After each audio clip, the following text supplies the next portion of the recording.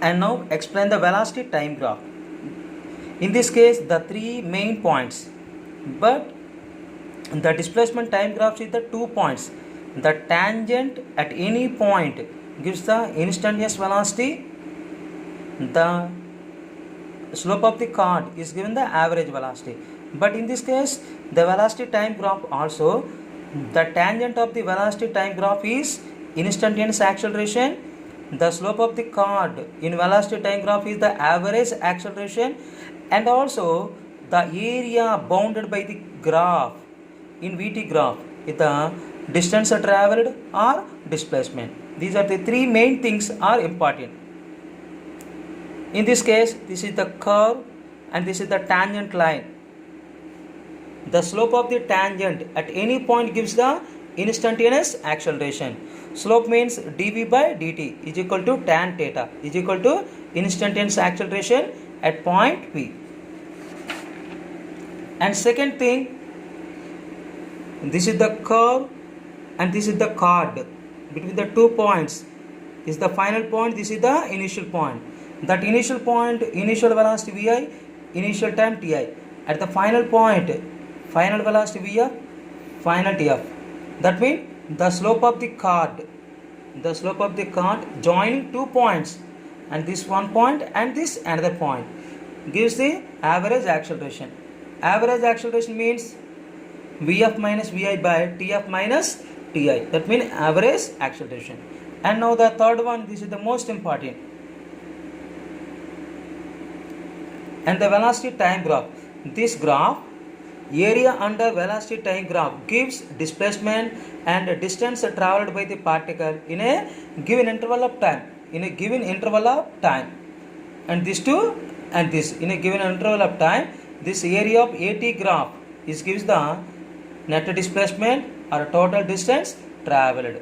That means the distance integral 0 to v dt means area covered by the curve. That means modulus of a1 plus modulus of a2 plus modulus of a3. That means distance always positive. And the displacement integral 0 to v bar dt, the velocity vector, is also area covered by the particle. In this case, a1 minus a2 plus a3. That means displacement positive, negative or 0. But distance always positive. That means distance means modulus of a1, modulus of a2, modulus of a3. But displacement a1 minus a2 plus a3. But in this diagram, a1, a2 are the triangles. Area of the triangles. Area of the triangle means of base into height. But a3 means area of the trapezium. Area of the trapezium means of d into a1 plus a2. For suppose this is the triangle. This is the one base, this is another base, a1, a2. The perpendicular distance is the d, of d into a1 plus a2. And now, the best example, a bus accelerates from rest at a constant rate alpha. Constant rate means the constant acceleration. Rate means the velocity by time. The constant acceleration alpha for some time, after which it decelerates. Decelerates means the velocity with respect to time decreases at a constant rate beta. That means negative deceleration. That means retardation beta to come to rest. If the total time elapsed is t seconds, that means the total time will be t second. Then evaluate following parameters from the given graph. First one, the maximum velocity achieved. First of all, the maximum velocity achieved. And second one, the total distance traveled graphically. And third one, average velocity. To see the diagram. The first case, a bus starting from rest. From after t1 seconds, the uniform acceleration attains the maximum velocity v maximum.